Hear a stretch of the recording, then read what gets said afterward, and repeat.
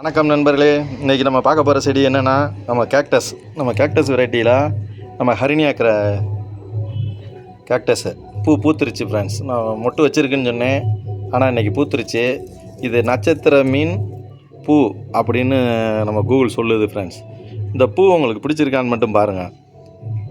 இந்த மாதிரி பூவை நீங்கள் வாழ்நாளில் பார்த்துருப்பீங்களான்னு தெரியல, நான் பார்த்ததில்ல. இன்றைக்கி பூத்த பிறகு தான் பார்த்துருக்கேன். உண்மையிலே செம்மையாக இருக்குது ஃப்ரெண்ட்ஸ். இங்கே பாருங்கள் நம்ம எது அழகு ஃப்ரெண்ட்ஸ். நம்ம டேபிள் ரோஸ் அழகா, நம்ம நட்சத்திர பூ அழகான்னு பாருங்கள்.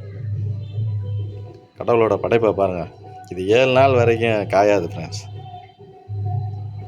எப்படி இருக்குன்னு பாருங்கள். நடுவில் ஒரு டோனட்டாக ஒரு ரவுண்டு, ஒரு நட்சத்திரம், கிறிஸ்மஸுக்கு கட்டுற ஸ்டார் கண்டாவே இருக்குது. இது ஒரு பூ ஃப்ரெண்ட்ஸ். இன்னொன்று பாருங்களேன், இன்னொன்று பூக்க போகுது. இந்த இருக்குது பாருங்கள் மொட்டு, தெரியுதா?